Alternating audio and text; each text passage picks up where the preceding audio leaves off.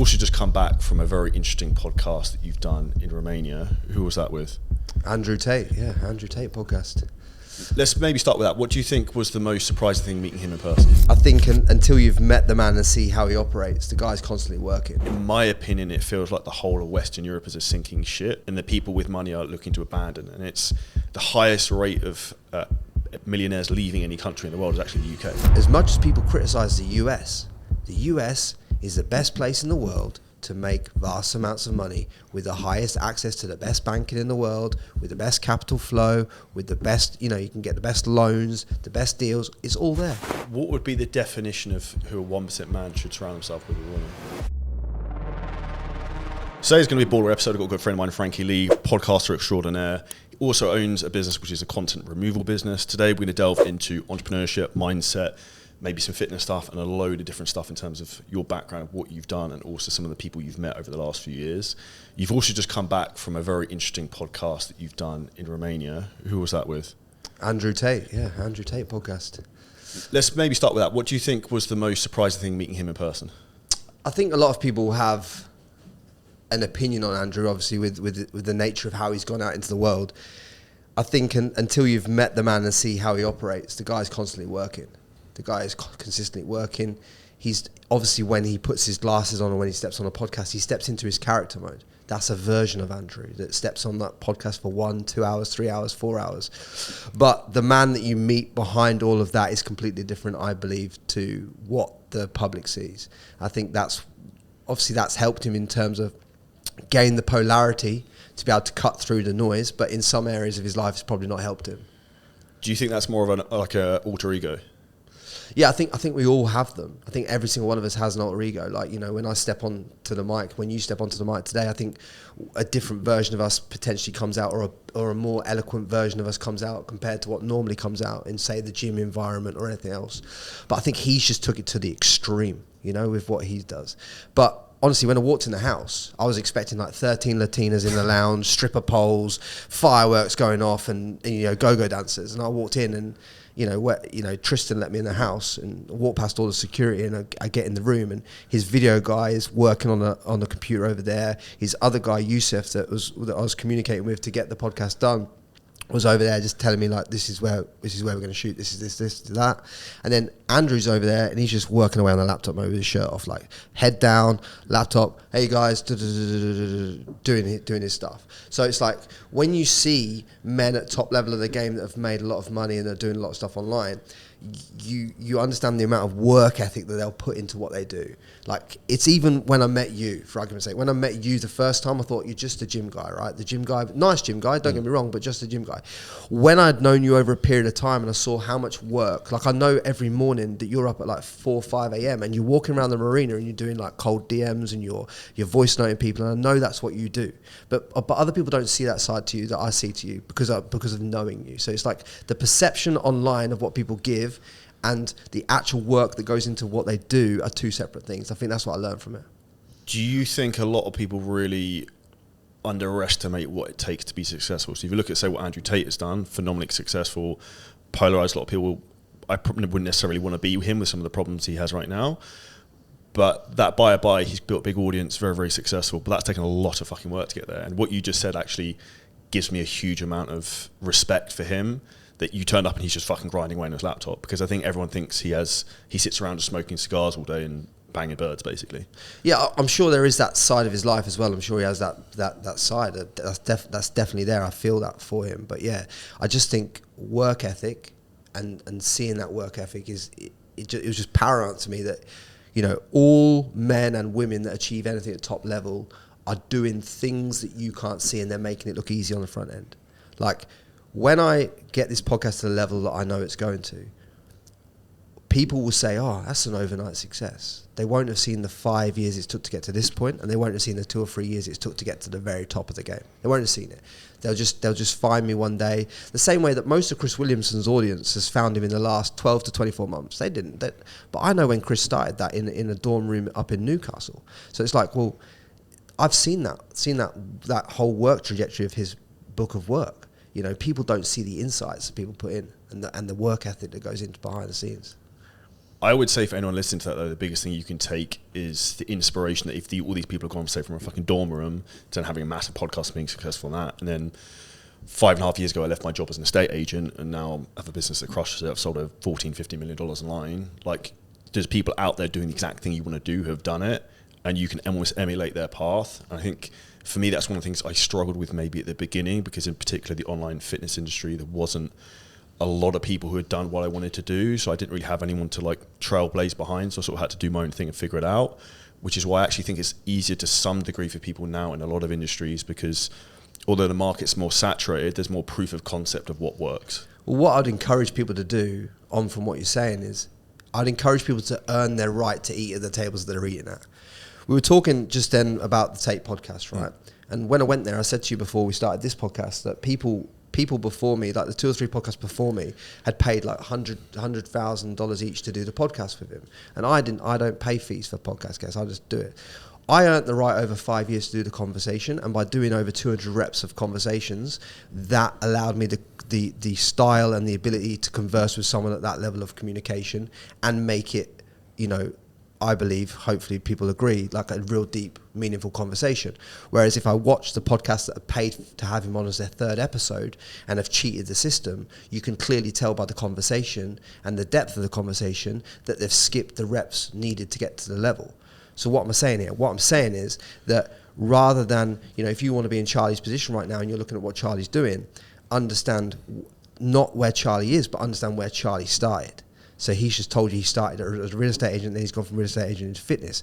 You don't want to look at Charlie at step 10. You want to look at Charlie at what was Charlie at step 1 and 2? Okay, cool. Let's just start doing that. You know, this is where people get it twisted, because they try and skip the steps to success. Well, yeah, and I also would say I'm a big believer in you can emulate people's behavior and traits to become successful. But what I do now versus what I did 5-6 years ago is very different. So my job actually now, let's say going into 2025, my main priority is do fucking nothing different. I'm doing less, be more specific in what I'm doing, fixing the problems I actually have, and that will scale my business rather than try and do more.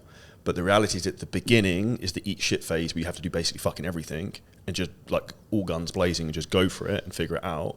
Whereas in my opinion, the bigger your business gets, the more success you generally have in life, probably similar to you with the podcast. The framework I like to think about is slow is smooth, smooth is fast, like Rolls Royce. Yeah. That's how I really try and think about business and just life, is just like, don't blow the fucking thing up trying to grow it like overnight.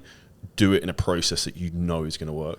Well, obviously when you first start a podcast, your main aim is to get the reps under your belt and to book as many guests as possible and to book as, you know, stepping stone guests. You know, you want to get a bigger one and a bigger one, a bigger one, a bigger one. Once you've got momentum and you've been doing it for years, you've now got more inbound than the average podcast, because people know you've got listenership, you've got a good history, you've got a good track record, so you get more inbound. So you need to be more selective about the guests you have. Now, obviously, because of this Tate episode that everyone's going on about right now, and because, you know, that's flavour of the moment, you're getting a lot more inbound. Every man and his dog from the Australian market, from the UK market, is trying to get on my podcast. None of them are going to get on, because that's not how I operate. I like to reach out to people and invite them on. I don't like people inviting themselves on my podcast. That just comes from the wrong frame, in my opinion, because you're doing it from a self-serving point of view. I like to reach out to guests that I generally want on. Now, I'd already written a list of people that I want on over a period of time. Some of the people that are reaching out to me, I reached out to them, and they said it wasn't suitable for them 12 months ago. So why is it now suitable for them now? You see what I'm saying? So you got to understand the game you're playing. And people, what I would always encourage people to do is and this goes especially for men and for women, but especially for women who are looking at men in life, right? Don't look at a man at where he is right now. Look at a man and his trajectory that he's, you know, the trajectory of the work ethic that he's putting in is taking him. Look at him and judge him on that. Because I guarantee you that's going to end you up in a more deep, meaningful relationship and a more deep, meaningful connection than what you're currently looking at. Because this is where people go wrong. Business, life, everything. Quick interjection into the podcast. If you're an online coach who's looking to scale the business, get their first 5K month, 10K month, or even get to 50 to 100K a month. We have helped hundreds of trainers do this at this point, and I've personally generated over $14 million online in the fitness industry. We have a proven methodology that works, provided you're willing to do the work. Now, if you want to book in a free business audit, we'll break down exactly where you are now, where you want to go, and what's currently holding you back. Hit the link below this video and below the podcast to find out exactly how we can help you. Pick a time and we will walk you through the process of where your business is at and what exponential growth looks like. Now, back to the podcast. And what made me smile and laugh when you said that about your podcast growing a lot over 12 months, the people originally said no, now want to get involved. We do a lot of very big business events and the same fucking thing happens every time, the next few days afterwards. We have 120, 150 people events all over social media. Like, I look like Billy Big Shit, it's great. And it's like, we really enjoy it. We help loads of people. But I'll get random people from like 5 years ago who didn't give a fuck about me, reach out trying to sell me something or want something. Yeah. Like, who I haven't spoken to. And every fucking time it happens. And I just laugh now. I just don't respond to them. But it's just amusing to me in terms of like human behavior, how people don't understand that I really try and work on like law of reciprocity, that I give value to people knowing that eventually in turn, like karmic debt, I will get that back. Yeah. So there's women that I've had on the podcast that did very well, and I essentially put them on in podcasting where, you know, on from doing episodes with me and that going well, they've been on lots of other big podcasts, and when I reach out for episode 2, they kind of, oh no, I'm not doing podcasts right now, and then goes on and does other big podcasts. I'm like, okay, cool, I see you. They will be the ones that will reach out to me now and be like, oh, I want to come on for episode 2. You know what I'm saying? So yeah. I get the game, just people just have a real short-sighted approach to this. Because look at where someone's going. Look at their grind. Anybody with a hole in their ass could have seen over the last 5 years that this man is dedicated to the art of podcasting. He's traveling around the world. I've podcasted all over the US, all over the UK, all over Australia, Spain, Portugal, where else? Saudi Arabia, Oman, everywhere else in between, Dubai.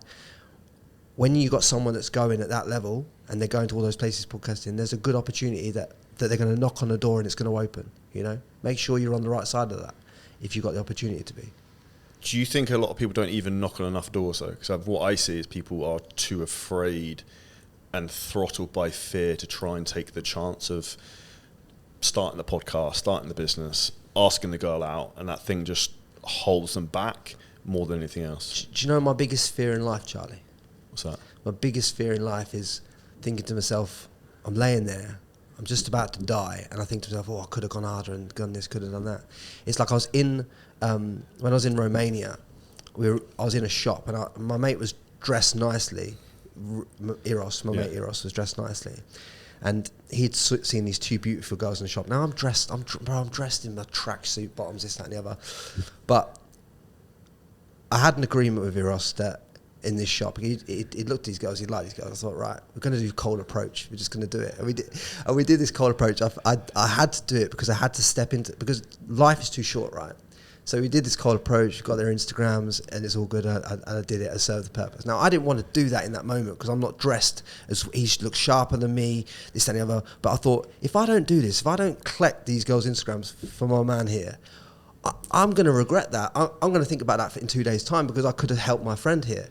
So it's just like, what would the loss is what they say to me, mate, you dressed in your trackies, fuck off. Like, but it didn't happen, did it? But if I hadn't have tried, if I hadn't done the cold approach, like, I'd have always been thinking to myself, I could have done that for Eros, you know?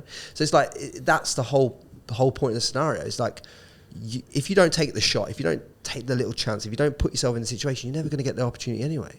So it's just why would you want to die and think to yourself, I could have done more then, I could have said that then. I don't ever want to leave a situation and having not said what I wanted to say, having not done what I wanted to do or anything like that. I think one of the most important things as a man is not to do anything that makes you feel guilty. So that an example of guilt would be like, fuck, I should have gone and spoken to those 2 women for Eros to set them up. Yeah, and you'll think about that on the flight back to Dubai, thinking, fuck, I should have done that, and I bottled it. And I could have done and I didn't.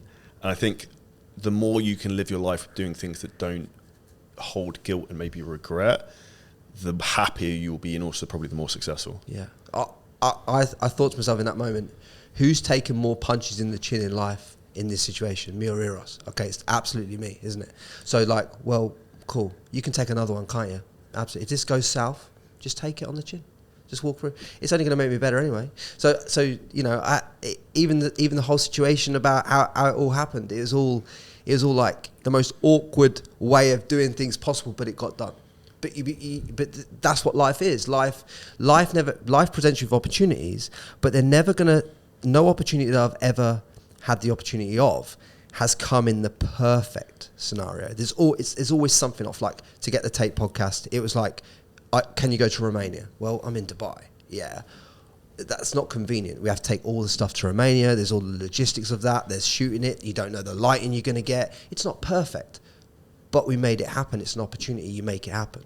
So it's like all of the opportunities that you get in life, male or female, all the opportunities, they're never going to align perfectly to the absolute dream, and they're not meant to. But you're meant to see a smither of an opportunity and see the angle that you can take and go in on that opportunity and not live with regrets. You don't want to be in the taxi on the way back from a town centre thinking, oh, you should have introduced yourself to the elegant girl in the dentist. Like, what are you talking about? Just do it. And if she blows you out, cool. But you learn a lot of lessons along the way of doing that. I'm a big believer you learn it more from rejection and failure than anything else. I also think, particularly for men, nothing probably motivates you more than rejection. So like you mentioned there, for example, those women you asked to come on a second time on a podcast, we have very similar personality traits. So I imagine your thing would be like, well, fuck you, I'm going to make this so big that you're begging to come back on. That would be my it's like, thought process. Like I'm very comfortable in life, and I understand that I have nothing to prove to anyone. But the one person I figure out I do have a lot to prove to is my own self, right? My own self. And I'm like, I know who the best version of Frankie Lee is and who I'm working to become, right? And I'm on my path to doing that and delivering that to the world. Now, along that way, you're going to get some people check you, right? So this woman checks me. Okay, cool. Right, cool. I've got to build my character then because my character's not strong enough. Okay, there was a top podcaster in the UK who randomly DMs me in May 2023 and starts accusing me of copying his thumbnails. Absolute bullshit. But I thought, if you're coming for me, it shows me that I'm on the right path. They're threatened. Because you're threatened. Because at the time, I was on 10,000 subscribers. You're on 2 million. Why are you DMing me about thumbnails when you're on 2 million? Because you've just listened to my conversation with XYZ guest. It's gone viral, and you're threatened because you know I'm coming. That's why. So I keep that screenshot on my phone. I look at it every day, and I'm like, I'm coming for you. That's how I feel about it. You've done me a favour because I know that you know that I'm coming, and I am coming, and I'm coming faster and harder than you can ever expect to imagine. And you made yourself my enemy, and I wasn't even using you as an enemy. So that drives me. That drives me, and you need that drive. So whoever you've got in your life, whatever scenario that you've got that you can use as that enemy, that fuel, that you can look at every day and fire you up and get you wired to go to the next level in your life, use that. Have you read the book Choose Your Enemies Wisely by Patrick Bet-David? I haven't read it, but I've read the shortened version of it to understand the premise of what he's saying, and I agree with the premise of the book. 100%, it's a very good book. And a friend of mine said to me, "It's like you could have written that," because whether I do it intentionally or not, a lot is I end up like pissing off competitors sometimes I won't react back, but be very aggressive in terms of the way we do business because I know it motivates me more. And intrinsically, it will drive me to try and compete because naturally, one of the most important values to me is competition. And I remember a therapist saying to me, it's like, if you could have $1 billion, but you're never allowed to compete in anything ever again, would you take it? I was like, no. Because like, what the fuck am I doing? I can't do sports, I can't do it. Like, yeah. I wouldn't, because it's like, I'd be bored. Like, what the fuck's the point? And I see a lot of life as a competition in a game, not necessarily with other people, but with myself. And that's, I think, you're very similar. You have that nuclear reactor drive in you. Yeah. And that's what gets you off the morning fucking firing. Yeah, I need to feel like I'm on a path towards something, a mission, something's hard. You know, it's like, I'll give you an example of another enemy that's made themselves an enemy of me. Not that I want to destroy them, but I'm going to take them out in my own fashion. It's a fact of like the Australian Podcast Awards, right? In 2022 and 2023, I had some of the biggest episodes, some of the biggest downloads in Australian fucking history. But yet I don't even get nominated in the category twice, right? This year, when I drop the Tate podcast, that podcast will do numbers on Apple, Spotify, and YouTube. It will be the most downloaded episode in the whole year of podcasting in Australia again. I still will not get nominated for the award.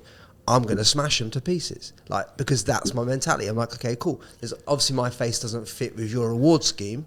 But let's be real. How can this girl win the category when she's not even got 25% of the downloads compared to these episodes.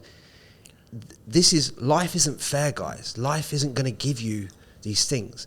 But I needed that Australian Podcast Awards to do that to me. I needed that because they've served me. They're serving me. Their lesson that they're giving me in life is, Frankie, you got to work harder, bro. You got to go harder. You got to go harder. You got to prove your point. You got to make it undeniable. Make it undeniable. Make it so fucking in your face that no one can deny you what you deserve. And that's what I'm doing. And they inspire me to do that. So I don't want the award, because if I get it, then guess what? They've just took that enemy away from me. You know, so that enemy in its whole entirety is serving a greater purpose than anyone even knows in my life, because it fires me up every day. I think, fuck you, let's go. What would you say to some people who think you shouldn't use negative energy like that? I wouldn't say it was negative. I'd say reframe what you've taught in terms of negative energy. Negative energy is when you take something and you frame it in a way that disempowers you. That's negative energy. I'm not framing it this way. I'm saying these guys have missed the boat, missed the ticket. It's not for me to understand why they've missed the ticket. It's not for me to understand why my face doesn't fit in that environment. It's just for me to understand if I could take that and use it as a negative and be depressed about it. Or I could go, right, I'm going to use this as fuel to take me towards my bigger purpose here. And that's all I want everyone to do that listens to this podcast. Understand that I don't think the Australian Podcast Awards has that much of an opinion on me or that much of an overbearing opinion on anything. I'm just saying they've missed the boat on this one. Cool, they've missed the boat. But I'm going to use that, what most people would perceive as a negative, and turn it into a positive. And every part of your life you can do that with. Every part. You know, when you get blown out by that chick, cool. She just didn't see the value in what I'm bringing to the table. That's fine. I'll show her over a longer period of time frame. Because we've got years, we've got decades to do this. We don't have to. It doesn't have to be next week. You know, you've got time. I've got plenty of time in the game because I committed to being in podcasting for 10 years. I've been in it 5 so far. I've got another 5 years to show in the fullness of time exactly where the mistake was, and I will. But I just want people to understand that everything that you perceive as a negative in your life, you can reframe it to be a positive and to serve your purpose. But you need to reframe it and not get bitter about it. And I can give a very relevant personal example of this recently. I broke my foot 8 days ago. I was supposed to be going skiing in 3 days' time. Doctor told me it would take 4 to 6 weeks to fix my foot. And you asked me, like, why are you limping? I was like, I broke my foot a week ago. So I had an x-ray to confirm my foot was completely broken, broke my 5th metatarsal. Had an x-ray yesterday, yeah, it's fixed. And he's like, I have no idea how the fuck you've done that. I took a lot of peptides, a lot of drugs, did hyperbaric chambers, red light therapy that I had in my house all day, slept a bit more, growth hormone, basically fixed and healed. But it's an example in terms of how you can see something that's a problem and see it as a challenge of, like, okay. I asked him, like, literally as soon as I was like, what's the fastest anyone's ever healed this? And he was like, some girl did it in 2 weeks. I was like, well, I'm fucking gonna try and do 10 days. And they did it in like 7, 8. And I also reframed of, like, cool, I want to write a book, and I've been procrastinating this for ages. So last week I did 25,000 words in the book because I couldn't really work out that much. I still did a couple of times, but how can you see a positive in a shit situation and flip that to a catalyst to take you forwards? Well, that's like God or the universe giving you the space to create what you should have been creating in the first place. It doesn't matter whether you believe in God or whether you believe in the universe or however you want to believe, but there's a force, a higher power beyond you that you have to believe in, because you have to believe in something beyond you. You can't just believe in yourself. It has to be something bigger than you, in my opinion, to power you forward. Well, once you figure what that is to you and you believe in that, that is what that's showing you right now. It's showing you that here, Charlie, you've got a book inside you. You're meant to write this book. You won't take the steps needed to write this book because you're doubting your own self. So I'm going to break your foot over here and give you the opportunity to see your own worth and see what you're meant to write and what you bring to the world. And if I've got to knock you out for 10 days to do it, I'll do that. So you ignored the signs for you to write that book for a long enough time frame, and then you were shown the lesson. Okay, well, I'll break your foot then, mate. I'll break your foot. You can sit down and you can think about it. And guess what you're doing? You're writing your book. And that book will be finished by the time that you've healed now. Simple, right? So that foot breakage that was quote unquote negative wasn't a negative thing in its entirety. And that's how you reframe everything in your life, because there's nothing ever in your life that's happened negatively to you. And people go, well, Frankie, what about this thing that happened? And they'll bring up something like cancer or something like that. I guarantee you, if you look at how that cancer came into that person's life and the things that happened on the back of it, there'll be some form of positive thing that happened on the back of that, or something happened, or, you know, there's something in that can be immensely positive, you've just never looked for the angle. You've never looked for it. And if you never look for anything, guess what? You're not going to find it, are you? But I choose, and Charlie chooses to, look for the positive within what is framed in society as a negative. And that is what you have to do in every area of your life. With what you said there and how most people think in society, how manipulated do you think mainstream media is? I own contentremover.com. I know how manipulated the whole industry is. I know. It's like before the quote unquote 2019-2020 scenario, I saw everything that was being removed ahead of time, and I knew what was coming down the track. So I knew it was bullshit because of the narrative that's played out. Everything that you see on the internet, everything you see curated by Google, is curated to show you what you want to see in that time frame and that narrative, right? Well, you as a sovereign human being get to choose what you feed your mind with, what you feed your soul with, and what you feed everything with. Like, you get to choose. Now, what most people are putting in and what most people are consuming is not congruent with actually what they say they want in life. They say they want a bigger life. They say they want to play a bigger game. They say they want to do more. They want to be more. They want to do this, they do that. Well, how can you do that when you start with watching the news? You can't, because the news is designed to keep you in what? Fear. What is fear? The lowest form on the energy spectrum. Fear causes doubt. Doubt causes you to not act on your biggest goals and your biggest ambitions in life. So why would you watch something that fills you with fear or puts doubt into your mind? Get rid of it. That's the first thing. So is news manipulated? Absolutely. Is it manipulating you at a great scale? If you're consuming it, yes. I haven't watched the news since 2013. Yeah, I have no fucking idea. And it's not that I've not found out what's happening on a global scale. I only have to log into Twitter or get an email from a client and I know what's happening at a global scale. I don't need to watch the news. Anything that's important will not pass you by. Even the fact of how manipulated social media is wild. So the best example of this is with the Donald Trump election. Yeah. I searched like the day after the Joe Rogan Donald Trump podcast to go and watch it. Search doesn't come up. I'm like, well, that's fucking weird. So then go onto his channel and it's there, like 34 million views. I'm like, but it doesn't rank on YouTube under search. Yeah. And like that's a prime example of like how the world is so manipulated in so many things that people don't fucking see. But track it down. Who owns YouTube? And then, okay, Google owns YouTube, which is Alphabet. Who's the biggest investor in Alphabet? Okay, BlackRock. What's BlackRock's narrative? Well, BlackRock funds the other side of the government. So when you track the narrative down, it's easy to understand why you can't find content on the internet.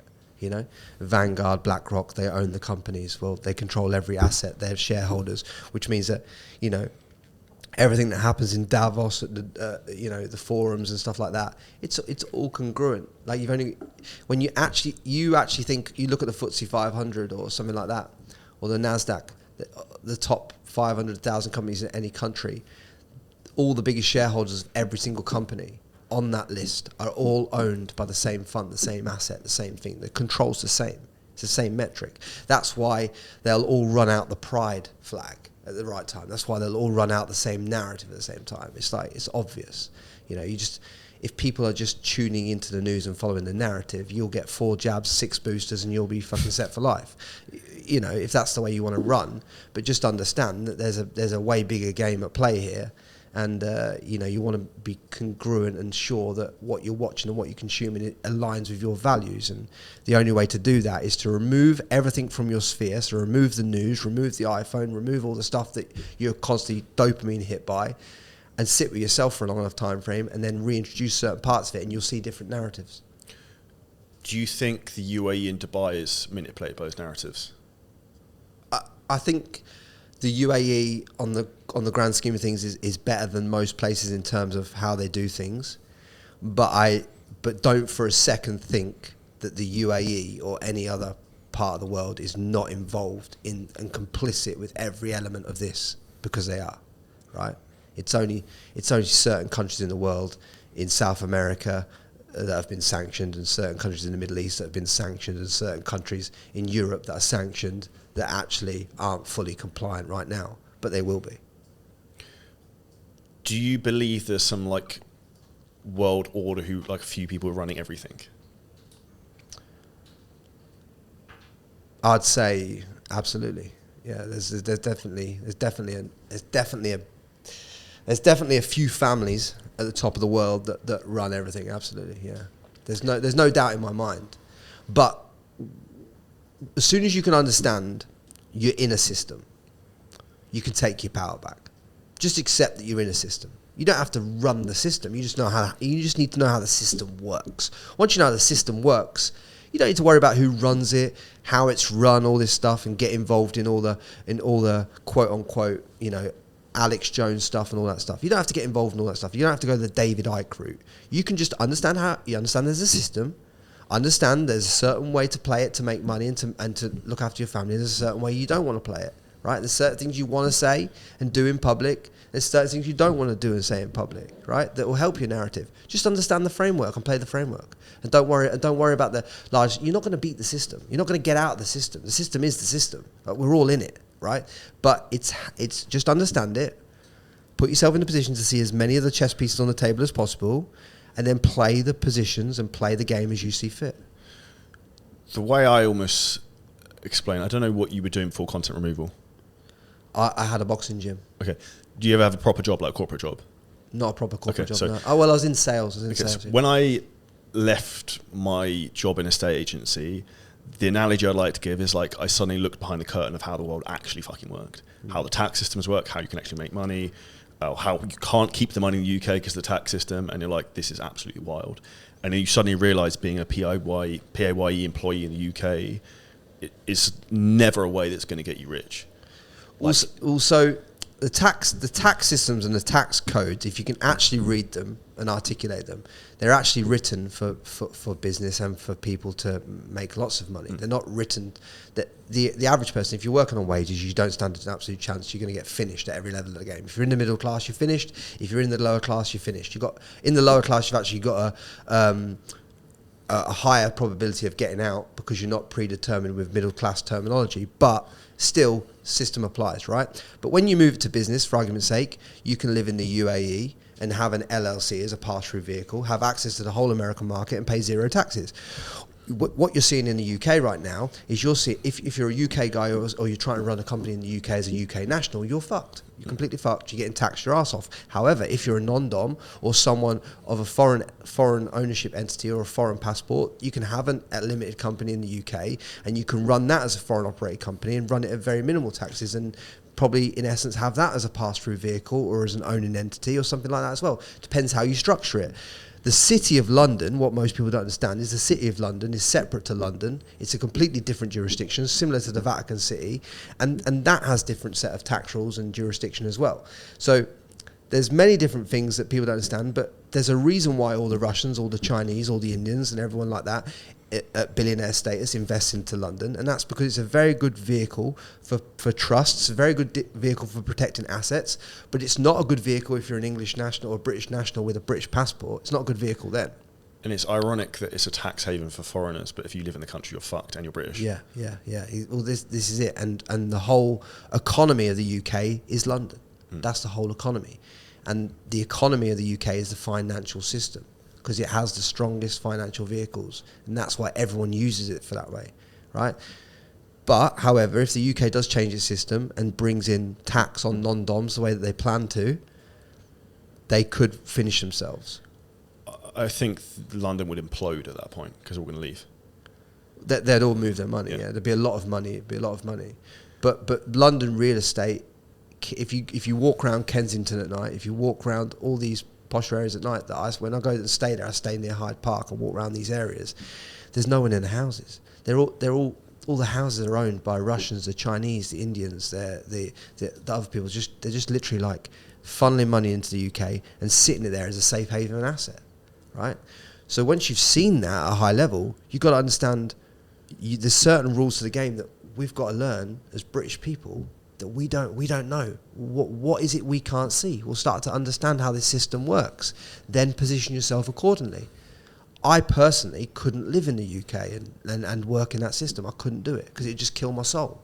But if you like working there, and you can still make it work within the UK system, but you have to have a business, you have to produce large amounts of cash flow at a high profitable margin, you have to be able to offset against different variables as well to bring your taxes down, and you can work within the system, but just understand that system is designed to absolutely rort you, and you're going to get rorted in every turn, and you're going to get the worst, you're going to get the best healthcare system in the world that you can't even get access to, because as an English person, when you go to a hospital, what's it full of? It's full of foreign nationals that have come into the country that have arrived, that have medical issues that the government is funding to be there.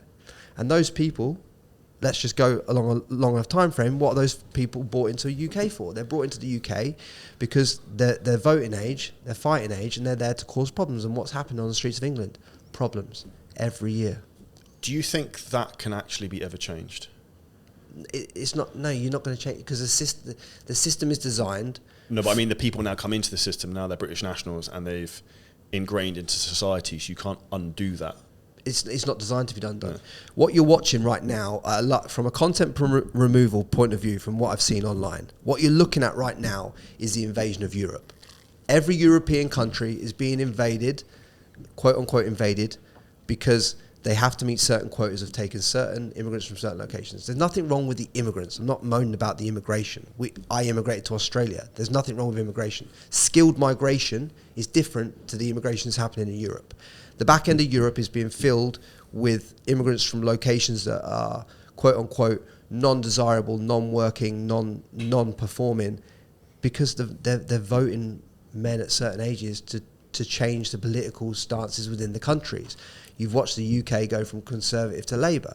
Even under Conservative, right, the country was getting mullered, right? Absolutely mullered. I get that.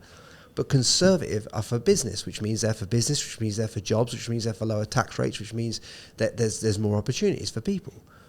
To have a whole country vote Labour, are you crazy? What do Labour do? Labour bring in more foreign labour. They bring the price of wages down. Yeah, they may lower the taxes for the people on benefits or things like that, but they don't charge up the country. So it's like you're just watching the whole narrative play out. You got no chance. And then seeing that narrative sitting in Dubai is very interesting, because I've lived here 3 years in January, and constantly I've noticed more and more people come here, not just from the UK, but in particular countries like France and Germany, which are also pretty fucked in a similar situation, with piles of immigrants coming in, political issues all over the show. In my opinion, it feels like the whole of Western Europe is a sinking ship, and the people with money are looking to abandon. And it's the highest rate of millionaires leaving any country in the world is actually the UK. Yes, which is insane. So look, where are millionaires going at the moment? Millionaires are moving to Australia, and they're moving to Dubai, they're moving to Singapore, and they're moving to the US. Because as much as people criticize the US is the best place in the world to make vast amounts of money, with the highest access to the best banking in the world, with the best capital flow, with the best, you can get the best loans, the best deals. It's all there. The best real estate, everything's there. It's just all there if you want to go and take it. LLCs, unbelievable vehicle to go and make money. Especially as a non-US citizen, you can have an LLC there and make vast amounts of capital. If your tax jurisdiction is UAE or somewhere like that, you can kill it out there. You can absolutely kill it. It's the door is open for you. Australia is somewhere I'd look at as well, because Australia is about, I'd say, 15 years behind the UK. Yeah, they've got some WHO policies that are coming in that, you go to the bank, you're getting interviewed for 5,000 Australian dollars and dumb shit like that. I understand that. But it's still 1,000 times better to live in Australia right now than it is to live in the UK. Living in the UK is literally like Satanism 101. Like, that's how bad it is. Like, you live there.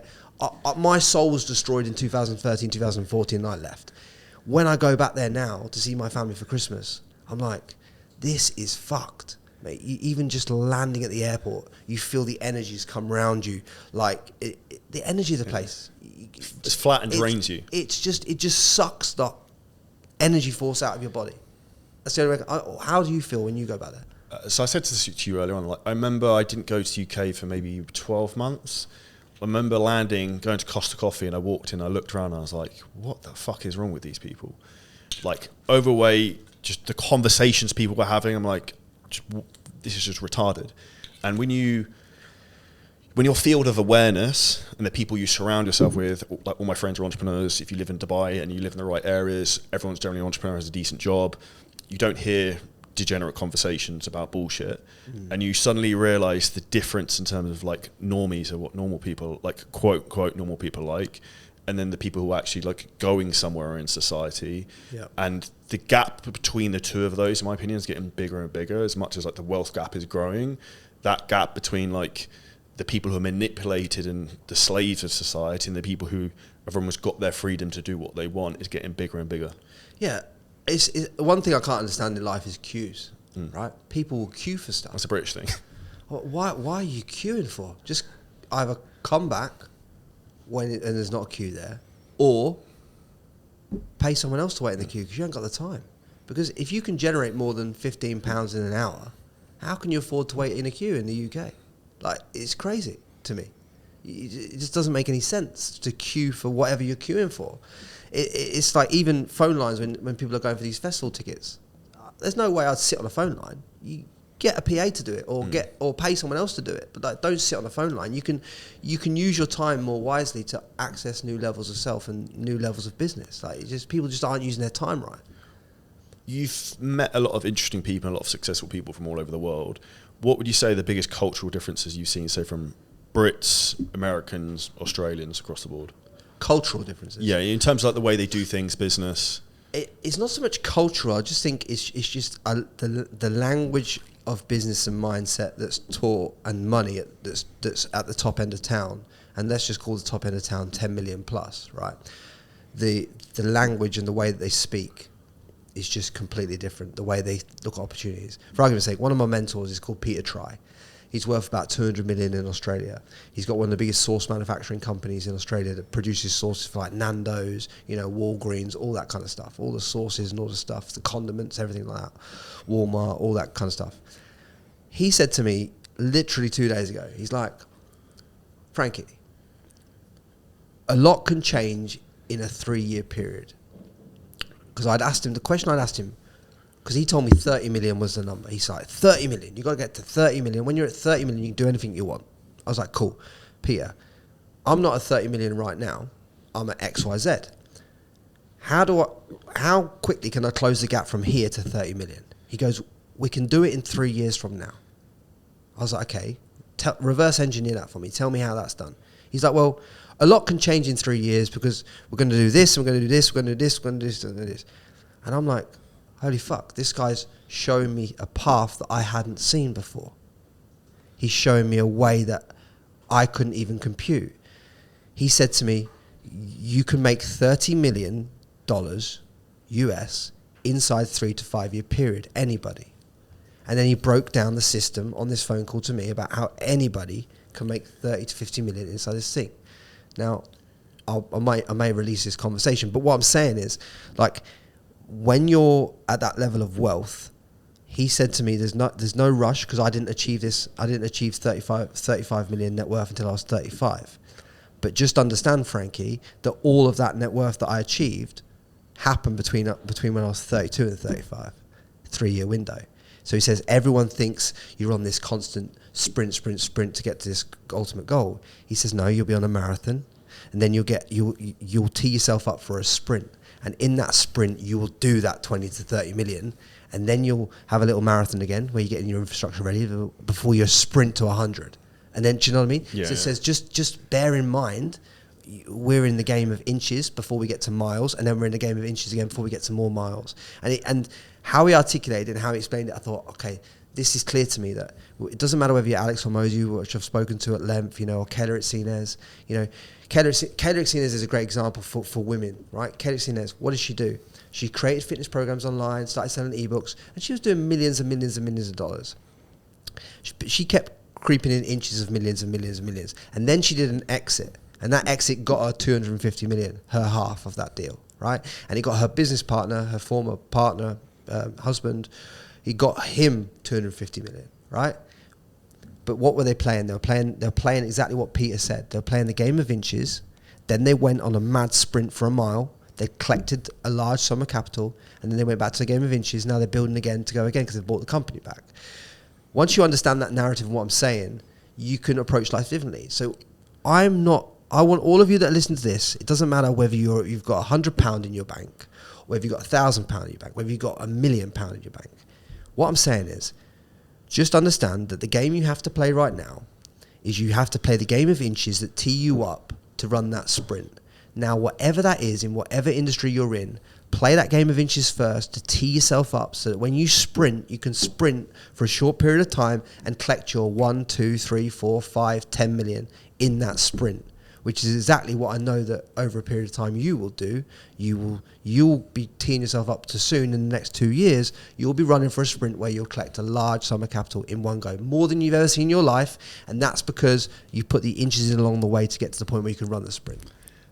That's a beautiful analogy, and the way I really like how you explained that. Remember I said earlier on the podcast, I'm not doing anything different next year. It's because it's that marathon approach of I know exactly what needs to get done. I need to build the foundations and fix the foundations so there's no cracks, then we can really sprint off that without it blowing up. There's 2 or 3 levers within your current business model right now that we could pull that will generate you another $5 to $10 million like that, right? That's it. It isn't about doing anything new, anything innovative. It's not about that. It's just about how can we tighten the ship up, pull a few select levers within your brand, right, which increases the client throughput, the client output, and the cash generated at the back end. Simple as that, right? But few understand that. People think, oh, I need to start a new business or a side hustle or a this or a that. No, you fucking don't. No, you don't. You build vertically integrated to what you're doing. There's 2 things that I'm building right now. One of them's vertically integrated to the podcast, which is an app that I'm building that's going to stack right on top of the podcast and be in alignment with that. And one of them's a software business that sticks on top of contentremover.com that will be directly integrated with that. I'm not going and starting a clothing brand, because it doesn't integrate vertically with what I'm doing, not even the podcast. So I'm not going to go and build what doesn't vertically integrate with what I'm currently doing, because that is like me pissing in the fucking wind, you know? But everyone's out there trying to go and piss in new pots of fucking other people's plants and trying to think, Stephen Bartlett's doing this, so I'm going to go do this. Chris Williamson started a drink, so I'm going to start a drink. No, you fucking silly fucker. That aligned with his vision and his goals. What aligns with you is different. Build vertically integrated to what you're doing and your mission, not someone else's. You know, not the new hot thing. Just because everyone's talking about meme coins right now doesn't mean that you should go take your money out of the bank and start investing in meme coins. You didn't spend the last 2.5 years doing the game of inches to collect the mile on the meme coins. So don't bother getting involved in it.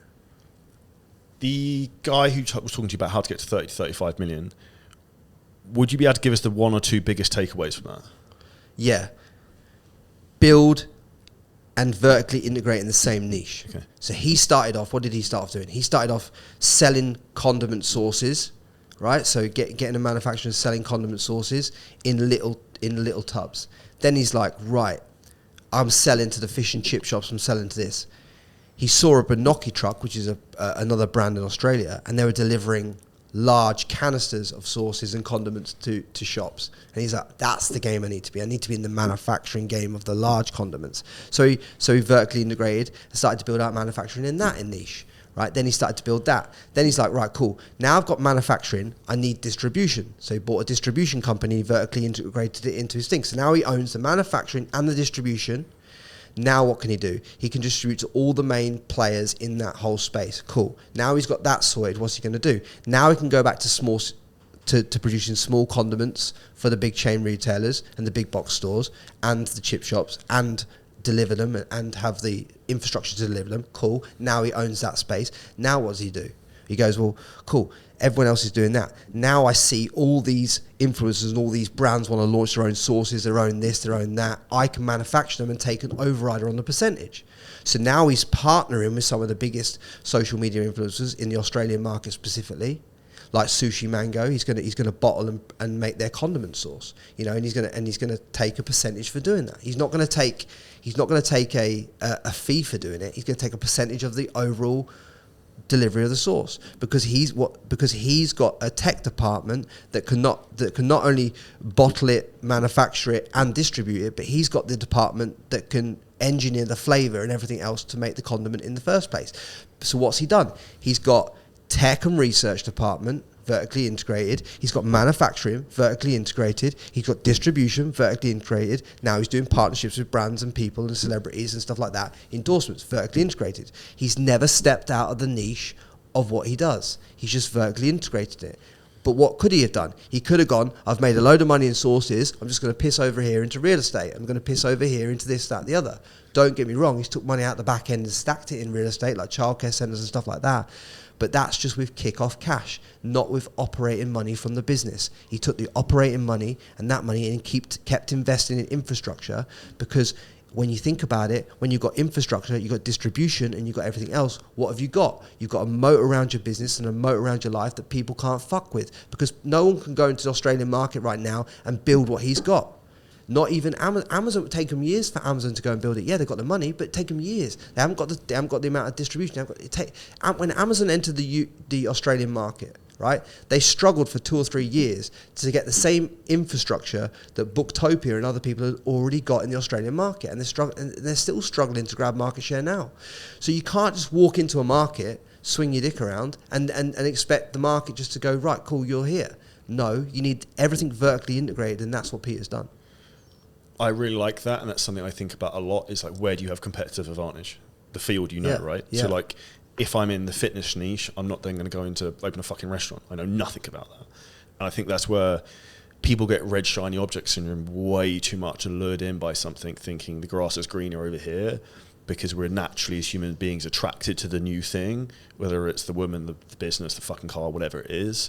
Whereas reality, the success is normally doing what you're doing right now, but trying to build off of that in that field. And that's, for me, where I'm looking maybe the next 2-3 years, is some type of software play in fitness that we can build out and then push into the trainers market, because I've got the audience for it. Yeah, so your ideal software that you'd build right now is something that your existing clients would already need, so you can funnel existing clients, so you've got no advertising costs, and drive them into your product. Exactly. The same way that Iman Gadzhi's expanding with his stuff. He teaches people agency and got his education thing, and then they all use his software, Flowsy, because that's the best thing that they could provide to their clients. So what they sell the cheap end courses at the front end. He gets people in, and then he's got a captive audience that he can sell into his software. The software play, he acquires users for nothing. The users go into his software, they sit within his software. He's not even looking to make money within the software as much as you think. What he's looking for is exit value, because if he's got, let's just say his software does $1 million a month in subscriptions, and he's only making 100k, doesn't fucking matter. He's still got a 20x multiple on that, 8 to 20x multiple on that. He doesn't care. He doesn't care about how profitable it is. He just cares that his users cost him fuck all to get, because he'd already acquired them. So what has he engineered? He's engineered a system where he gets paid at the front end to acquire the client in the course fee. He gets paid to acquire the customer, and then he sells them at the back end into something that creates a multiple. And whatever they pay him here, he gets 20x on the back end. Clever model, right? You can run the same model. And anybody can run that model. But it's just how you look at the game of business and how you want to play it. But it has to be vertically integrated. And that's why your man's so good. Who's the most impressive person you've met or seen in the online info space? Online info space. Well, Iman's got to be up there, because the guy can make the same video 15 ways. You've done a few podcasts with him as well. Yeah, I've done a podcast with him, and I know him well. Yeah, he's just played the game nicely. He's got a great funnel. He's been great at growing on short form without being too overly controversial like Andrew has, without getting himself shadow banned. He's grown great. He's grown his YouTube channel to like 3 or 4 or 5 million, 6 million subs.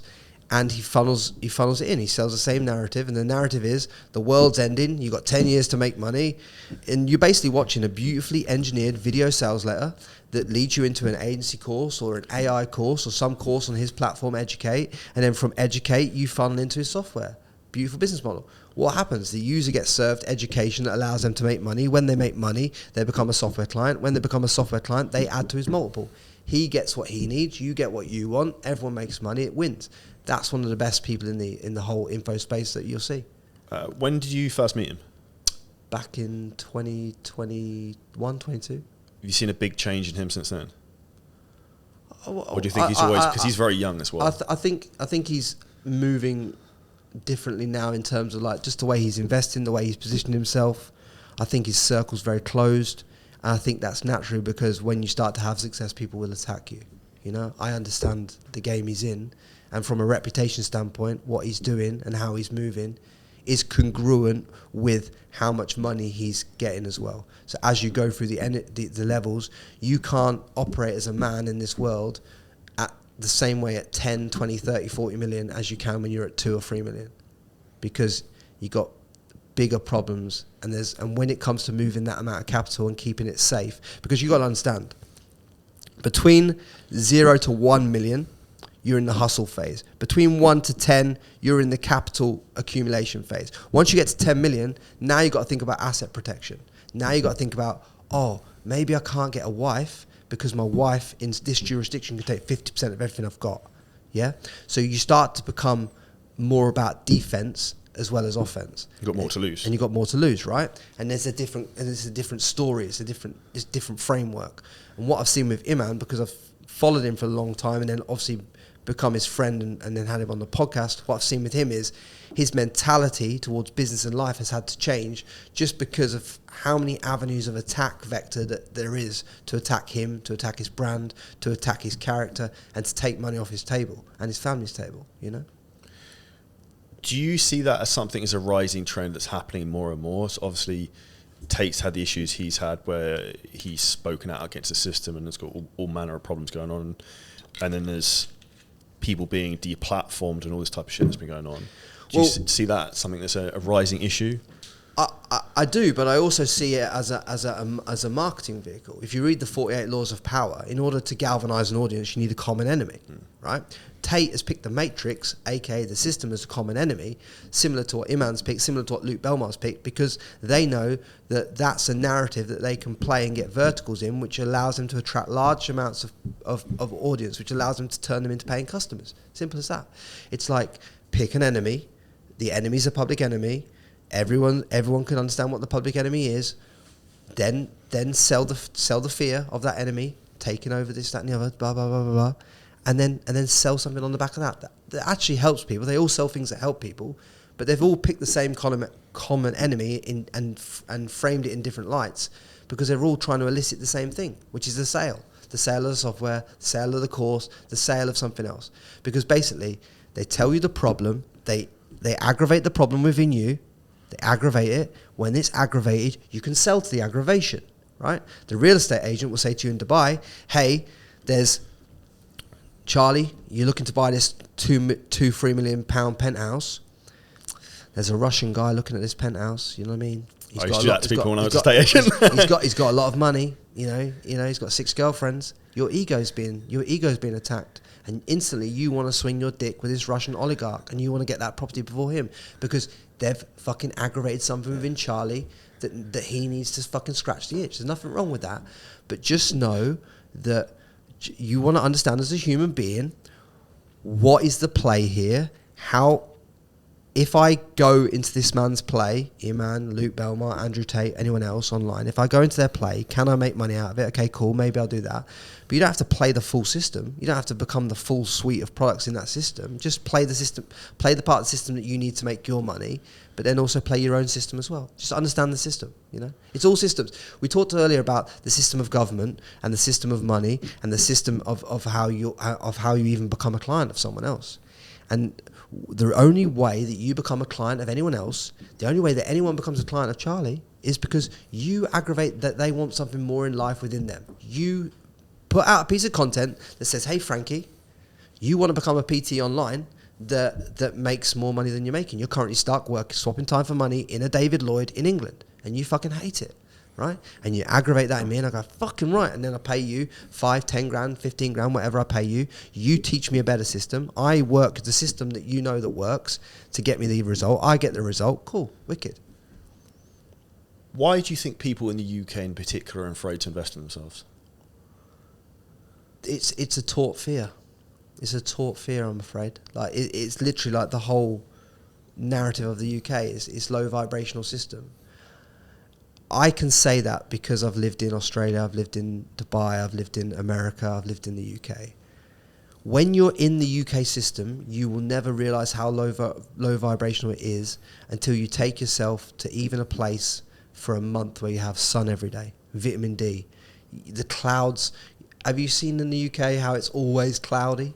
No matter what the day is, even through the summer it's cloudy. There's a reason for that. You got to do your own research. But there's a reason it's like that. There's a reason for it as well, because it keeps you low vibrational. What does that do? It gets you to the shopping centres, it gets you spending money because you want to spend money on junk food and stuff in the stores because you want to make yourself feel better because your current environment is making you sick, right? That's literally what the UK is. It's an environment that is engineered to make you sick vibrationally. And we are energetic beings, right? Regardless of what anyone tells you, we are energetic beings. And if you want to fire and wire at a totally different level, the way that Joe Dispenza teaches and the way that, you know, Tony Robbins teaches or someone like that, if you want to absolutely fire and wire and own the world in whatever way that you want to own it, you have to take yourself up to a vibrational level that allows you to attract that into your life. The only way that you do that is you need sun. You need to be able to be around people that are doing bigger stuff than you could even conceptualize in that moment. You know, when I talk to you about stuff and when we're talking off podcast about business stuff, it's inspiring, isn't it? Because I'm doing stuff that maybe inspires you and you do stuff that maybe inspires me, and you need to be around that. The energy bounce off each other. Because then the energy vibes, right? And then we get to this conversation, and I can't wait to distill any form of wisdom that I have in my little bald head of mine. I can't wait to drop it on here to hopefully wake some motherfucker up who's currently asleep at the wheel in the UK, right? That is why I'm here, right? Whether they like me or not, I don't give a fuck, but I'll wake you up, you know? And that's what I'm here to do. It's interesting you mentioned that wake up moment, because from 21 to 27, I was an estate agent, and I was the categorization of what you talk about as fucked in the UK. Like, maybe he was earning 75 grand a year, like, which was good at that age, but the tax off that's like basically half. It's just not that much in terms of by the end of it, and you're literally living paycheck to paycheck, yet you have a good job and have a good income. And I now look back and think, holy fuck, thank God I got out that. But I also had the courage and the will to take the fucking leap and go for it. And I think I know when I speak to someone who's starting a business, whether they're going to crush it or not, just from the words they use, the energy they have, like, they have the fucking fire about them. They're not apprehensive. They're fucking decisive. There is no other option than I'm fucking doing this. And it's the people like, oh, well, I'm thinking about it. Like, there is no thinking. You either fucking do it or you don't. Well, let me just define what fucked is in the UK for everyone listening, right? And this is going to be a bit in your face, and a lot of you are not going to like it, but I'm going to tell you the truth. If you earn less than 100k in the UK, you are fucked, right? 100k, because what is 100k pounds wages? 100k is 65 after tax, right? You're earning that money. You got your Mercedes C-Class on the driveway. You've probably got the 3 or 4 bed house, semi-detached, whatever it is. Maybe it's detached. You owe a fucking huge mortgage on it. You are fucked. Because now you have to go to work every day to pay the system to do this, that, and the other. They're increasing the cost of goods on you all the time. There's only so many hours a day you can work within your system to attain more money. You're probably not within a sales role with uncapped potential, so you're fucked. You're now welcome to the system. You've just joined it. You've got the anchor around your neck. You've got this. You need to break yourself free of that, right? The only way to do that is to have the balls to go, do you know what? I get it, Frankie. I've signed up to this. I need to get out of it quickly as possible. And the way to do that, I would literally sell my fucking house, put the money back in the bank for a moment, a time. I'd sell the fucking dumb car, put the money in the bank for next time. I'd sell everything that wasn't attached to. I'd quit the fucking job. I'd book a one-way flight to fucking Bali, and I'd just spend a month or 2 months thinking about what I'm fucking doing before I do anything else. And thinking, where can I align myself in the world that's going to give me the best opportunity? Is that Australia? Is that Dubai? Is that wherever it is? Is that America? But you need to take some time off, because what you're doing right now will not take you to where you think you're going. You'll just have a system that you're working in for the next 20 years, right? You'll have, the wife, the 1 or 2 kids. You'll be struggling. What? That's not life. That's not what you're meant to be living right now, yeah? And that's for everyone in the UK that's earning less than 100 grand a year. And I'm sorry to say it, but I was earning £25,000 a year when I woke up to this system, right? I was earning fuck all, and I was top carpenter at English Heritage level, doing carpentry joinery on some of the biggest buildings in the UK, Westminster Abbey, Peterborough Cathedral, all this stuff, doing intricate works, repairing things. But I was just on the wrong side of the coin. And it's really fucking in your face when you have to sit there and go, do you know what? I'm on the wrong side of this right now. I'm actually on the wrong side. He's right. Because it's in your face. Fuck. I get it. And it's so fucking intrusive because it compromises every value. You are taught to own a house. You are taught to go and pay your mortgage off. You're taught to do this. Let me tell you, I paid my mortgage off at 27 years old in the UK. Biggest mistake of my life. Because what have I got? I've got no access to the capital. I've got to sell the property to release the capital. Because I'm not a tax resident in the UK, it's really hard to remortgage it. I've got to put it into limited companies and all these other structures. Pain in the fucking ass to pay your mortgage off, right? There's better uses. I'd have been better off taking all my money, putting it in Bitcoin, just not looking at it for 5 years. Do nothing. Doing nothing, right? Being able to travel through any fucking gate in the world with a fucking pen drive and not have any fucking problems, right? And still be worth millions for the sake of 170 grand, you know? So I know it's in your face what I'm saying, and I know many English people don't like people that are in your face contrary to the common narrative that they're hearing. But what you've been taught is fucking shit. Like, it's shit.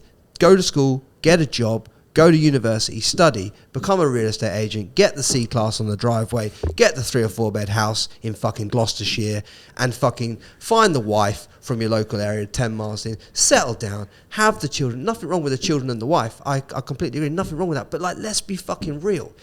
It doesn't make sense. Do you know what's funny? I had the C-Class Mercedes, had the house. I was also married at the time. So I ticked every one of those fucking boxes. I was that person. What, in Gloucestershire as well? Not in Gloucestershire, I was in Surrey, but like... So, same, isn't it? Same. But it's kind of...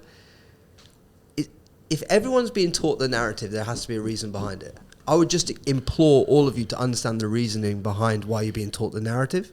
And once you understand that, you'll come more into agreement with me.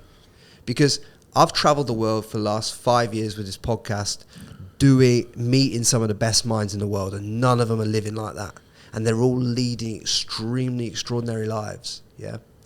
And you know, Peter Try, he's worth 200 million. He still goes to work within his own business every day, infrastructure stuff, like building vertically integrated stuff, but nothing more than he likes, and just go back to his house that he's bought, paid off, done.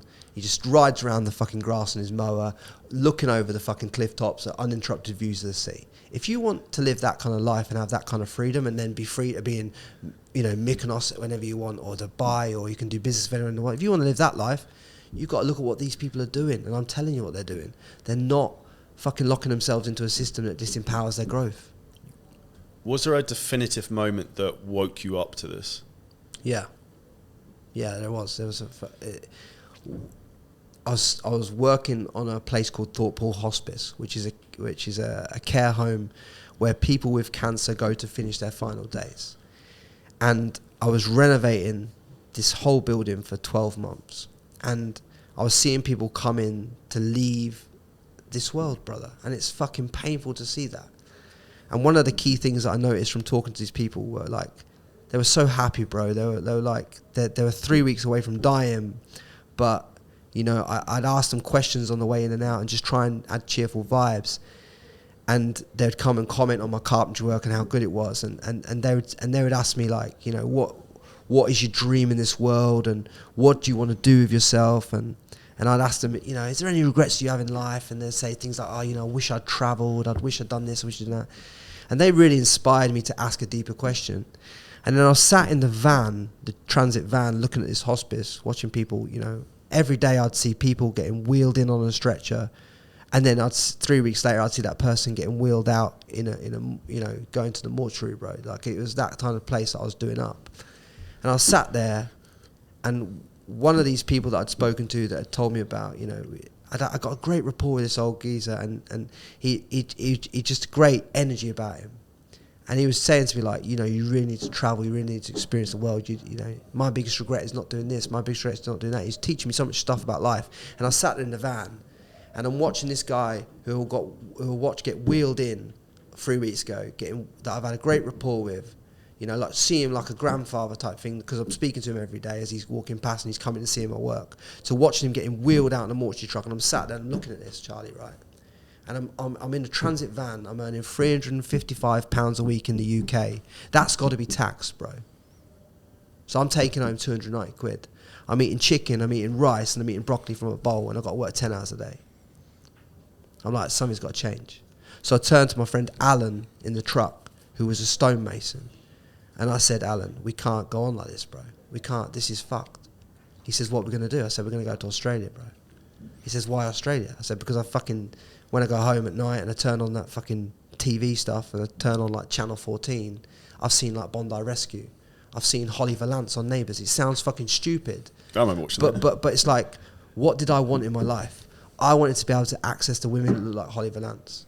I wanted to be on a beach in the Gold Coast. I wanted to be able to, go to Bondi Beach. I wanted to live that life. And we fucking booked tickets on Philippine Airlines that day.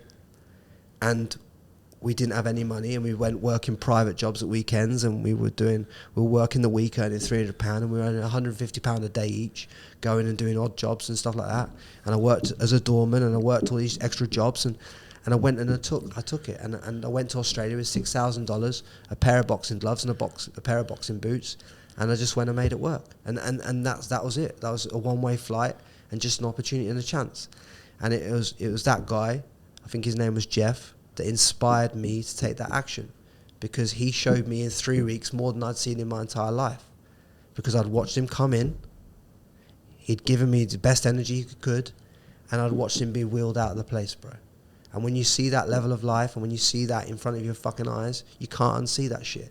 And what I'm employing every single one of you that listens to this conversation has got to this point to do is just see your life from today through a different lens than what you've seen it for the other fucking 20 odd years. Just a different lens. That's all I'm asking for. Just for fucking, even if it's a half an hour today, just look at life through a different lens and ask yourself the question, am I living up to my fullest potential for my own self? And if that is the case for you, cool, I applaud you, because I want that for you. If it's not the case, okay, cool. The next question is, how are we going to pivot our life so that we're living in full alignment with what we want for our best version of ourselves? That's the next question. Answer that question. If you want an even better way to do it, get a journal out right now, open up the journal, you've got 2 pages, you've got 2 blank pages. On the left side of the page, I want you to write how your actual life is right now and the life that you're living. On this side of the page, I want you to write down your dream life. No one else is seeing this. I want you to write out how you actually want and how you actually envision your life to be. Now, what you'll see is, if you're truly honest with yourself, and this is just between you, yourself, and the journal, what you'll see is that when you write down on this page who you are, and you write down on this page who you want to be, what you'll see clearly articulated in front of you is that there is a gap. And your only goal in your entire fucking life is to close the gap between who you are and who you say you want to be. And that is it. And when you close that gap and you see it for the first time, you see that gap within yourself, you now have the ability for the first time ever in your history to close it in a way that's congruent. And I urge you to find out what that gap is and close it in your life. And do not think for one moment of a second that I don't do this every 2-3 months myself and see the gap that I've got to close, because I do. I think one of the best things that nobody does is self-reflect. So one of the best things, or another good exercise I actually did last week, was write down like the 3 to 5 things I want in life, and I ask myself why, like 5 times. Like, why do you want to make X amount of money? Like why to that answer? Keep going, and like you suddenly get the answers like, that's really interesting. Because I think one of the games of life to become the best version of yourself is to actually understand a deeper value of yourself, of who you are, why, and what maybe even triggers you to behave a certain way. Because a lot of it's like internal belief systems and the things you've been exposed to. So like, you might not be where we are if you hadn't got exposed to that guy Jeff you mentioned in hospice. Like, that's also the knock-on consequence you can have in your life, and I can have my life, and even people listen to this, you can change other people's lives by the action and the energy you put out into the world. Yeah, 100%. I literally just want everyone that listens to this to vibrate at a higher frequency at the end of the conversation than they started the conversation with. Nothing I say here today is meant to trigger you in a negative way. It's meant to trigger you in a way that makes you take action on yourself. I turned up to this conversation with you today because I generally believe that we can make people leave this conversation better than when we found them. And that's what I'm here to do, right? So if I have to say things that polarize you, like if you're earning less than 100K a year in the UK, you're fucked. If I have to say that to trigger you enough to understand the fucking what I'm really saying right now, then I'll do that. Because it's the only way that I know to create a shift in your reality that you're living. And I want that for you. I don't want you to fucking go be working as a real estate agent in the UK, having capped revenues, living with the C-class on the driveway. There is more to life than that. There is more to life than the C-class, the 3-bed house, and the mortgage. There's more to life than that. Living that life would destroy my soul, and I don't want it to destroy yours, and that's why I'm here. I'm smiling because it made me think of when I moved to Dubai. I went through a very difficult period where I got divorced, I had a load of personal problems and came here. And when I made that decision, gave away my house, all my personal possessions, whatever happened, I realised life is now going to be an adventure. I have no fucking idea what's going to happen. I have no idea where I'm going to live in 5 years. I still have no idea where I'm going to be in 5 years. I have a gut feeling at some point I might end up moving to the US, but I don't know. Yeah. But that's also a beautiful thing of life. You don't want to be in the same job in the same fucking town for 30 years. Yeah, 100%. Because you're living the same day on repeat. And for me, that's my biggest fear, is that you just have the same experience for 50 years of your life. That's not living. Yeah, and that's what the UK is. It's the same life for 35, 40 years. Now, my parents enjoy that life. They've been married 44 years. They have the traditional roles. They do the traditional things. My dad had a business. My mum had a part-time job just because she wanted to, not because she had to. And they live a very comfortable life. My sister lives literally 5 miles from where she was born, and her kids go to school 5 miles from where she was born as well. And it's just like, it's a very traditional system, and that works for some people. And if it does work for you, that's cool too. And I have family that live their life like that. But I just want more for all of you, to be honest with you. I think there's more to life. I really do. Do you think having that attitude of wanting more for life is something, particularly as an entrepreneur, is sometimes difficult to have relationships? Absolutely, yeah, absolutely. I've been through, over the last couple of years, I've been through a few bad breakups, man. Because when you have the vision that I have for my own life, when you see a woman that you want to date and you start dating this woman, you tend to see the biggest and best version of her that you could ever see in your life. But sometimes they can't see that in their own self. And the hardest thing for me has been calling back my own opinion of what is the best version of them and letting them come to that for their own self thing. It's been really hard for me, actually, because I see more in people than they see in themselves, invariably, about 90% of the time. Yeah, it's only 10% of people in life that I see that I'm like, wow.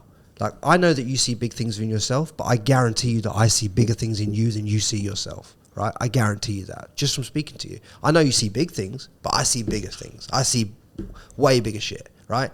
Well, you imagine that's very intimidating when it comes to you dating a woman. It's like, I want more for you. It's like, wow, bro. Like, I just want to go to the gym and just chill out. Like, do you know what I mean? It's like, it's quite in your face. So it makes dating really hard because of, I'm energy, bro. I'm coming at you, and not everyone can deal with that energy, and not everyone wants to deal with that energy, and that's fine. But yeah, the simple answer to your question is, yeah, it makes dating extremely hard, because as you're in the pursuit of being the best man that you can be, you are getting closer and closer and closer to the goal of being the ultimate, like, 1% man or 0.1% man in this world, right? Where you've got your health intact, where you've got your mindset intact, where your money's right, where you've got assets, where you can be anywhere at any time, right? When you're on the pursuit of being that man and you get to being that man, your dating pool right now is the smallest it's ever been. Because you can't just date any woman, because any woman will give you reputational damage, right? You can only date a certain type and a certain caliber of woman, right? I'm saying it lowers your opportunity. Because you can't just date a woman now because she's hot. You can't do that anymore. Because it's like, you have to understand her morals. You have to understand her family background. You have to understand, does she have a good relationship with her father, right?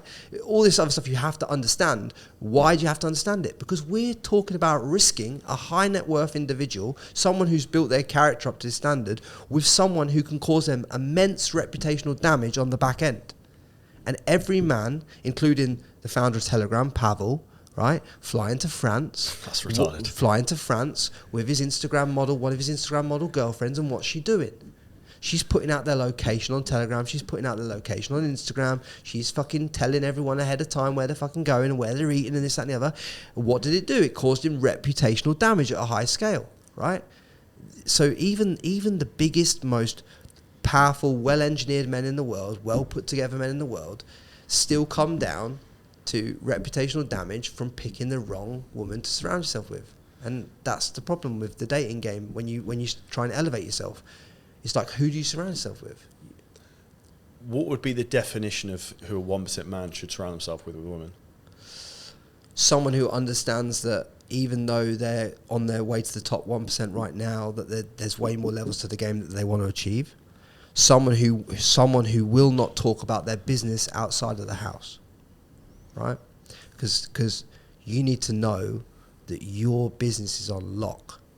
Because I could say something in the house, she could tell her friend who tells someone else, and next thing you know, I've got him trademarking my brand before I've trademarked it. Or do you know what I'm saying? All these problems, people don't fucking see it, but I see it, and I've seen it happen. I'll give you an example. I mentioned on Instagram the other day, make podcasting great again. And before I even got back to the apartment, make podcasts great and make podcastinggreatagain.com had both been bought, right? Before I even got back to the apartment.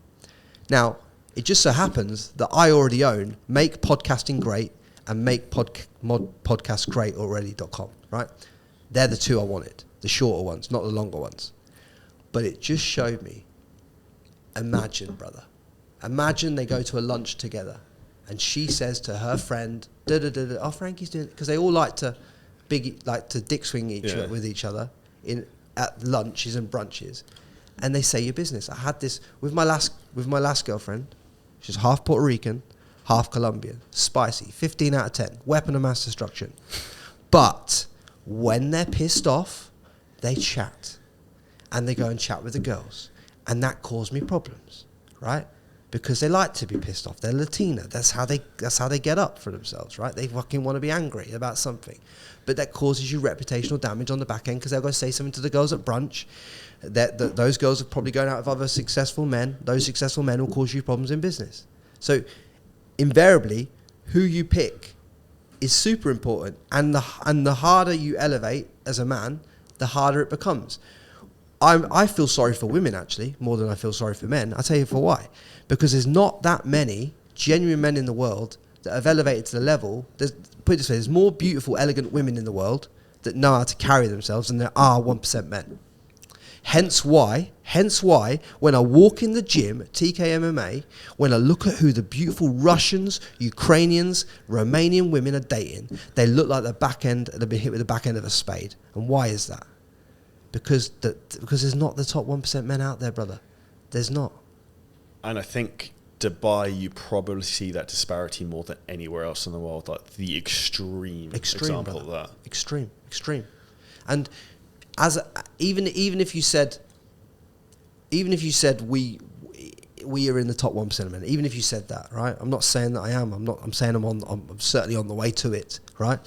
But you're still competing out here with the top 0.001% of men, right?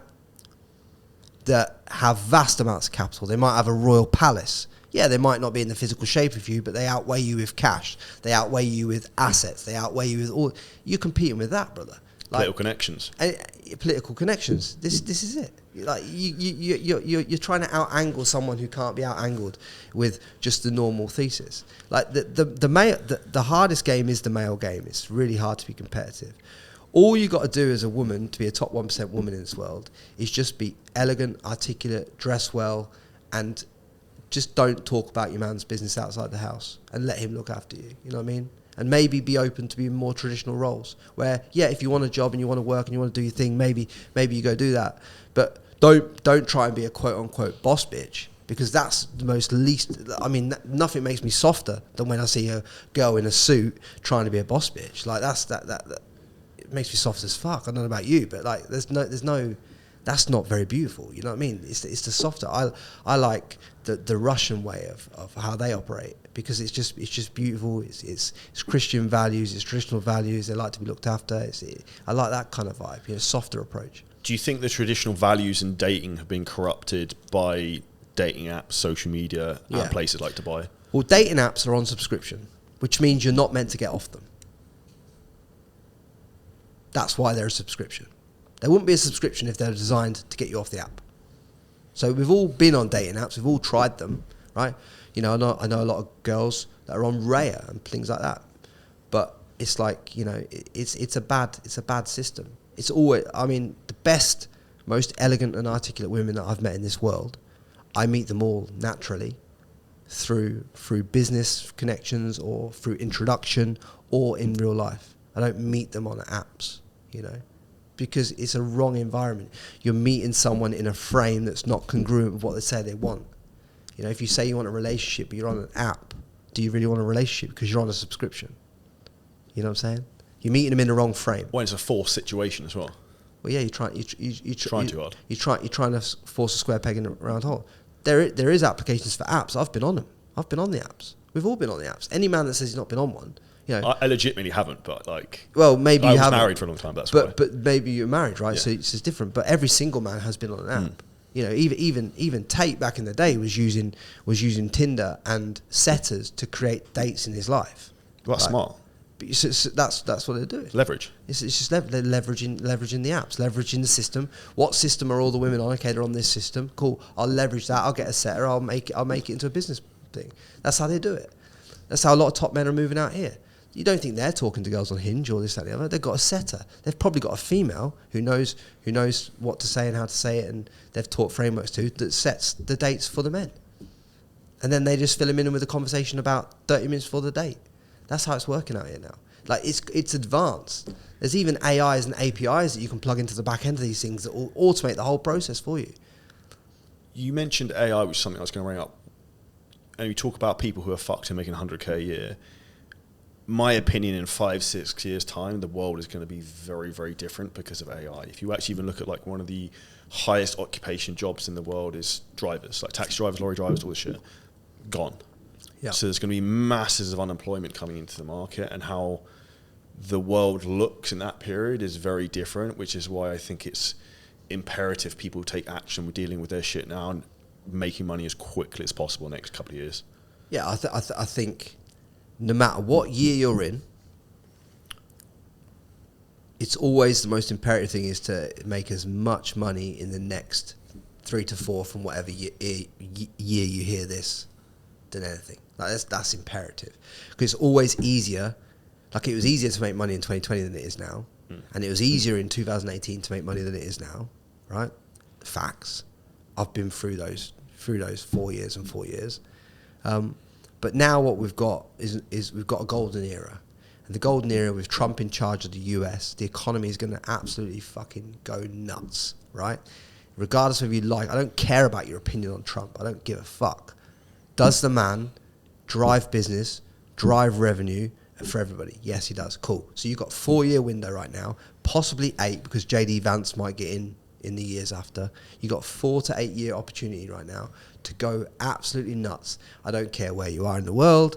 I don't care where your company's formed. You can go nuts. Sell into the biggest economy in the world. Sell into the US market. Sell into the US market. Just pick something and sell it into the US market, you know, because that is where all the money is right now, regardless of what anyone tells you. The last question I wanted to ask you mentioned something earlier, which was a phrase I really liked. What's your definition of an extraordinary life as a man? My definition of an extraordinary life comes under one term: freedom. Right? It's not about how much money I've got. I couldn't give a fuck if Charlie has more money than me, or if Elon has more money than me. Obviously he does, or whoever has more money. That's not. I want to be in fucking immense shape, right? I basically want to build the bald action hero character. That's it. You know, I want to be the Frankie Lee version with the Jason Statham fucking body, with the fucking money in the bank and the freedom to be any fucking place that I want to be at any time that I like, with who I like, talking to who I like. I want to work with who I like. Yeah, I want to do business with who I like. I like at 12 in the afternoon to speak to Peter about business and life for 2 or 3 hours just on a fucking Zoom call, because I can. Because I've got someone servicing the clients, I've got people handling shit, and because I've built the systems and processes that allow me to do that, right? And that's all I want to do. I just want freedom of time, freedom of place. I just want to travel the world, having interesting conversations with people, right? I don't care about Lamborghinis. I don't give a fuck about watches. I don't give a fuck about none of that shit, right? I don't give a fuck about having 16 Russian girlfriends. None of that shit interests me. All that interests me is having the freedom to travel around the world, to go sit down with Elon, sit down with Trump, sit down with Tate, sit down with Peter, sit down with you, sit down with whoever the fuck I want to sit down with and talk. That's it. Because I learn invariably in the meeting of two men and two minds. That's where I learn. That's it. And women too. I like talking to articulate women like Kelly Reciprocity that have achieved massive things in life because they switch me on to a new level, right? And I love seeing them win, But that's essentially what I'm trying to do. I optimize my whole life, and you've seen it last 5 years. What do? I just travel with a couple of suitcases around the world, having conversations with people. I don't flash no fucking Lamborghinis. I don't fucking try and buy cars. I'm not interested in none of that shit. None of it interests me. So I spend all of my money and all of my time having conversations with people, and that's it. I love that. The three biggest values I have are freedom of time, freedom of location, and freedom of money, finances. And like, that's where you've got freedom of choice to do whatever you want, with whoever you want, whenever you want. And I think that's really a life of abundance that everyone has the ability to get, but you just have to go and earn it. Yeah, and like, part of my goals in life are, I want to make sure my sister's retired and her mortgage is paid off. I want to make sure that her children have homes and have assets, and I'll get that done in the next 5 years. All of that while still maintaining the ability to travel and be this, that, and the other. And as long as the family are looked after and I've got enough money in the bank to make sure that my parents' health is looked after, I'm cool, right? And the rest of the time, I just want to spend, if I get invited onto conversations like this and I get a chance to wake someone up, 30 people might hate me because what I say might be abrasive to their narrative. But if I wake fucking Steve up in Kent and he changed his fucking life and he messaged me saying, hey, mate, that's changed my life. And as a byproduct of changing my life, my wife's life changed, my children's fucking lives changed. That is why I do it for, And that's why I travel the world having conversations, because there's no amount of money can do that. No amount of anything else can do that. It's only conversations with interesting people and the ability to ask questions that allow them to articulate stuff that you've never heard before, that opens up that frame for Steve to change his life in the first place. That's it. And people get it so fucking twisted. I agree. I think that's a beautiful note to finish on. Big thank you, Frankie. Where's the best place for people to find out more about you? If you want to find me on Instagram, it's @FrankieLee. You'll find all the links there. And I just want you to all to support Charlie's podcast and subscribe to his channel, and drop a thoughtful comment underneath this video if it goes on YouTube, and leave him a review on the platforms that you can leave reviews on, because at the end of the day, the man's out here creating content for you so you can elevate your life, and I just want you to support his pursuit in doing that. Big thank you. That was dope. Cheers, brother.